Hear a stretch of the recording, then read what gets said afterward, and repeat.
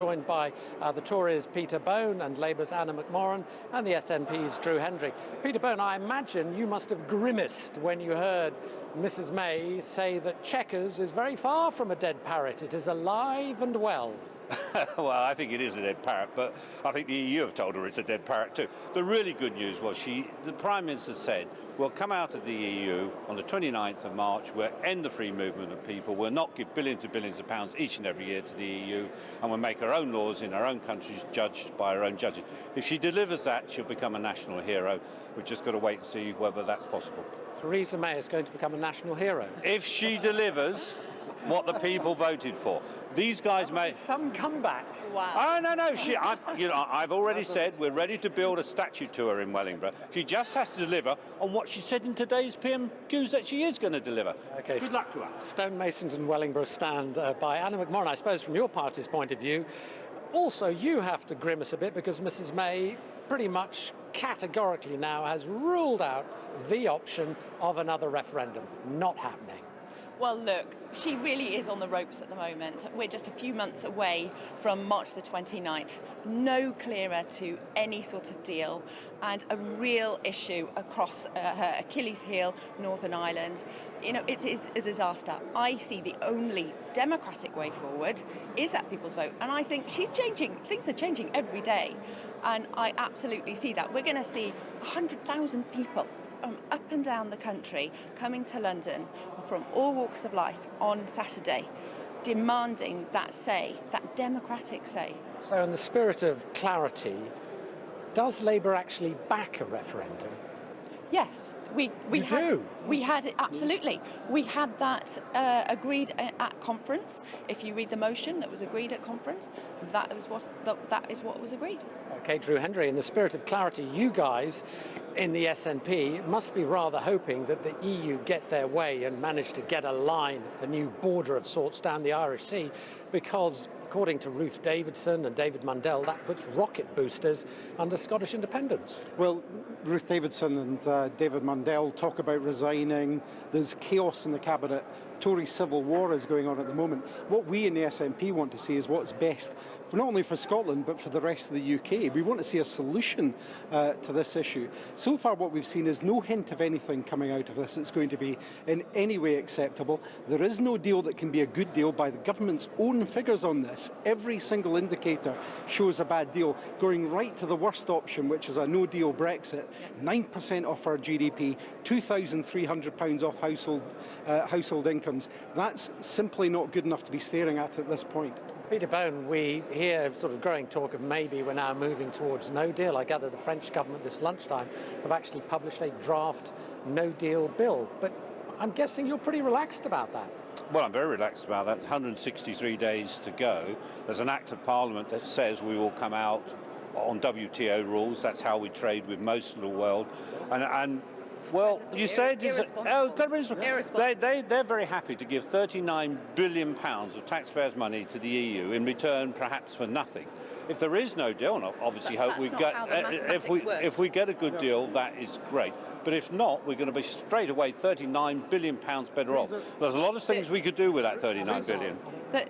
The point is here that that's an incredibly irresponsible thing to say. We've got businesses, we've got industry, we've got communities, public services absolutely crying out that a no deal will be the worst of all scenarios.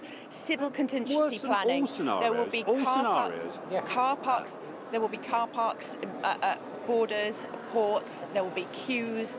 It will be an absolute disaster, and I think that is very irresponsible. And for these few Brexiteers, hardline Brexiteers, to be determining the debate at this stage, I think is also very irresponsible. I'll come to you in a minute, Drew Hendry. Few irresponsible Brexiteers. It's just not true. The House of Commons passed this bill. The Act is a House of Commons Act. I'm not sure whether you voted for it or not, but the point is the House of Commons decided we would come out on the 29th of March, and if there is no deal, we will trade on World Trade Organization rules, which we deal with most of the world on. The idea there's anything irresponsible about that is patently absurd. Drew Hendry, just to say, let me ask Drew Hendry, aren't people entitled to say, here we go again, our old friend Project Fear? Well, the Tory civil war cares nothing for the economy.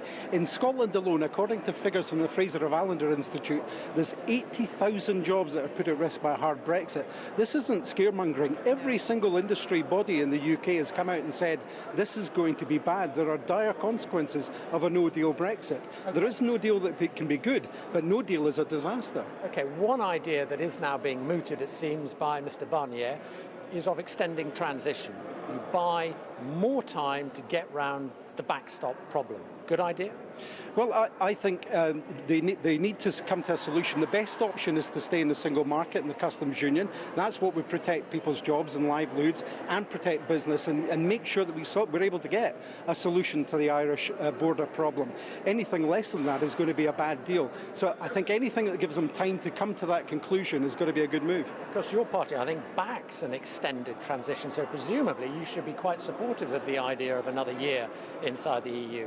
Well, look, anything that prevents a catastrophic bad deal or a no deal, which would be the worst case scenario for my constituency, Cardiff North, but across the country, I would definitely support, and I'm glad to hear that, although the Prime Minister has ruled that out at this stage, only looking to hold her party together rather than the country, and I think that's the irresponsibility. Let me just clarify one thing.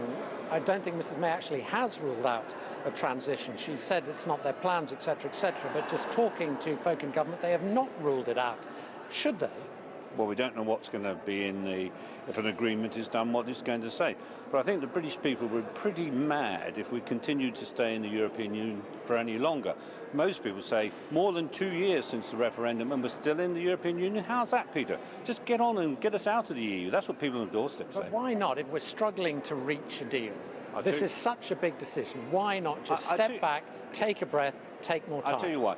Because until you have a date when the decision has to be made, people kick the can down the road, and that's what will happen. So if you extend it by another year, nothing will happen in that extra year. They'll kick the can down the road. So we have to have a firm date. The firm date now is the 29th of March. Let's stick to that, and we should be having an agreement at this European Council meeting this week. I don't think anybody 2.5 years ago voted to be poorer, and that's where we are now. The facts are now, the evidence is there 2 years later that we're seeing that it's going to be a terrible deal for my communities, for our communities up and down the country, for business, for industry.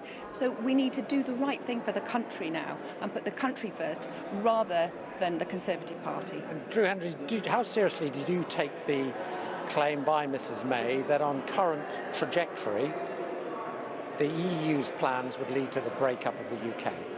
Well, what I would say to Theresa May is that she's doing more damage to the whole of the nations of the UK by the fact that she spent 2 years and got absolutely nowhere with these negotiations. That's what's putting things at risk for people in their houses and actually going to risk putting food on the table for a lot of people. And I think we've seen that actually politicians aren't fit to make this decision. That's why it needs to go back to the people. And that's why we had a referendum in 2016, and that's why when the decision was made. No more referendum. I'm going to call a halt there because I fear, Jane, we could be going on and on and on.